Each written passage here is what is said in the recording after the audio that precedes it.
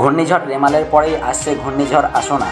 ৯ নম্বরে ঘূর্ণিঝড় মুরাসু নামকরণ ভারতবর্ষের। ঘূর্ণিঝড় রেমালের পরে আঘাত হানতে চলেছে ঘূর্ণিঝড় আসনা।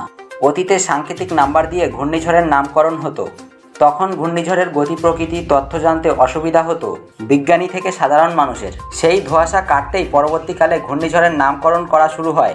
পৃথিবী জুড়ে 5টি regional tropical cyclone warning centre আছে, তারাই এই নামকরণ করে। 13টি দেশ মিলে তৈরি হওয়া এই সেন্টার উত্তর ভারত মহাসাগর, বঙ্গোপসাগর ও আরব সাগরে তৈরি হওয়া ঘূর্ণিঝড়ের নামকরণ করে থাকে। এই 13 সদস্যের সেন্টারে রয়েছে বাংলাদেশ, ভারত, ইরান, মালদ্বীপ, মায়ানমার, ওমান, পাকিস্তান, কাতার, সৌদি আরব, শ্রীলঙ্কা, থাইল্যান্ড, সংযুক্ত আরব আমিরশাহী ও ইয়েমেন। 2004 সাল থেকে বঙ্গোপসাগর ও ভারত মহাসাগরে তৈরি ঘূর্ণিঝড়ের নামকরণ শুরু হয়। এই সেন্টার 2020 সালে ঘূর্ণিঝড়ের 169টি নাম প্রস্তাব করেছে। সেই নামকরণ অনুসারে ওমান নাম দিয়েছে রেমাল নামটি। এই নামের মানে বালি। এর পরবর্তী ঘূর্ণিঝড়ের নাম হবে আসনা।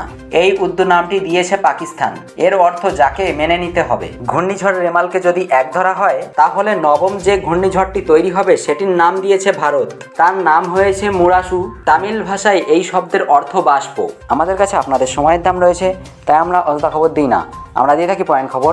আমাদের এই শর্ট নিউজ আপনাদের কেমন লেগেছে তা নিচে কমেন্ট করে জানাবেন। ভিডিওটি ভালো লাগলে অবশ্যই একটি লাইক এবং সাবস্ক্রাইব করবেন।